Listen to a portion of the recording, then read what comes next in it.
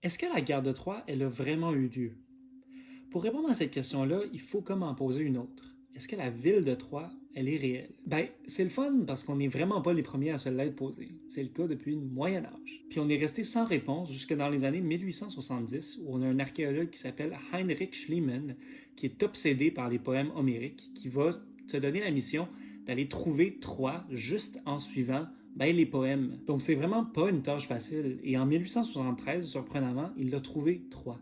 Ou plutôt, ce qui en restait, enfoui sous ben de la terre. La Troie de Homère, elle est située en Turquie moderne, dans la région des Dardanelles. Bon, pour ce qui est de l'excavation de la ville de Troie, Schliemann a vraiment mal fait ça.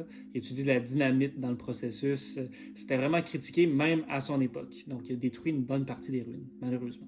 Mais il nous en reste encore assez pour arriver à des conclusions par rapport à la vie à Troie à travers le temps.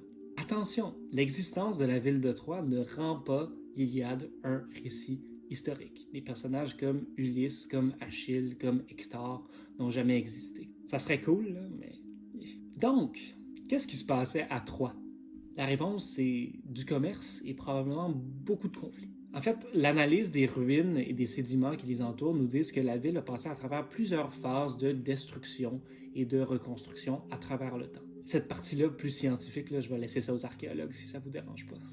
Puis ces phases de destruction-là sont notamment causées par soit des désastres naturels ou des conflits. Si on remet tout ça dans son contexte, là, ça a bien de l'allure qu'il y ait eu des conflits à Troie. Ce que je veux dire par ça, c'est que les Dardanelles, elles ont toujours été importantes stratégiquement parce qu'elles constituent une porte d'entrée vers le commerce en Asie. On a plusieurs exemples historiques de cette importance stratégique-là.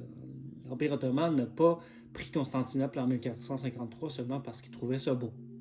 Donc, en gardant tout ça en tête, on peut présumer que Troie, elle a été la malheureuse victime de son emplacement stratégique et elle a été le théâtre de plusieurs conflits pour le contrôle de la région. Donc, la réponse à notre question du début. Bien que la ville de Troie elle-même existe, la guerre de Troie, elle, n'a pas eu lieu. On peut dire par contre que même si la guerre de Troie, elle, n'a pas eu lieu, la guerre à Troie était fréquente.